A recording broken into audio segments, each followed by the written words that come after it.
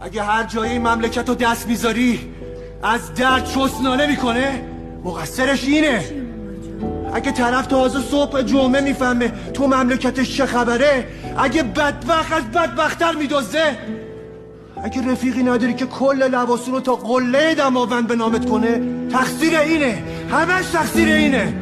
اگه 70% مردم گرسنن، مقصر اینه بکشش. بزن. مگه دخل و خرجت واسم جفتک نمیندازن؟ بزن، همش تقصیری من دارم بهت میگم. بزن بدبخت و 2 ساله به بچه ها تو قله دو شرخه دادی به تو میگی دروغ بود. به جای الگو شد این درس عبرتش. چند سال زنت جلوی چشمای بچت کارگری مردم رو میکنه. چند سال فقط پای مرغ میریزی تو غذات میخوری. چند سال خوشی و بوست شده نمیاد تو زندگیت. همش تقصیر این همه چیزه. همش تقصیر اینه که هنوز غیر تو کمر مردم مونده. هنوز خوشحالن، هنوز میخندن، هنوز ته ته ته زندن.